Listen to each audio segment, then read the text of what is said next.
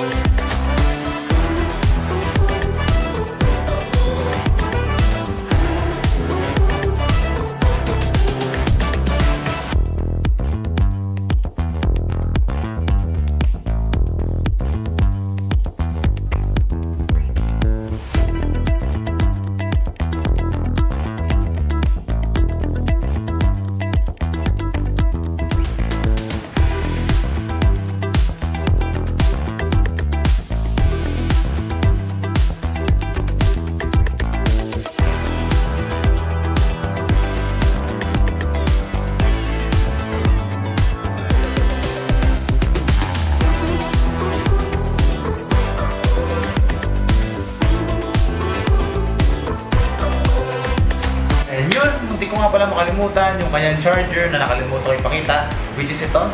Yes, so kung makikita nyo man dito is nakalagay is 33 focus.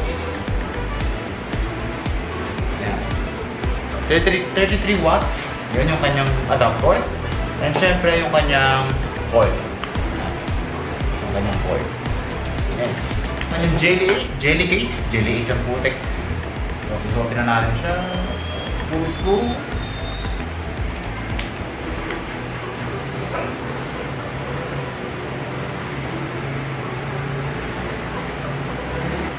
So ayan, goods na siya.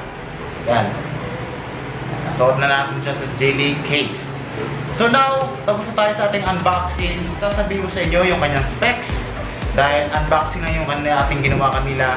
Ito, para mas malinaw, maalaman nyo yung kanyang specs. Kanyang version is Core OS version V11.1. Kanyang Android version is 11. And meron siyang 6GB and 128GB RAM. And yung kanyang processor is Qualcomm Snapdragon 68 octa-core. And syempre, dual SIM and supportado niya ang isang SD card. Supportado niya yung SD card. So, dual SIM card and meron pang isang SD card. So, supportado niya yun.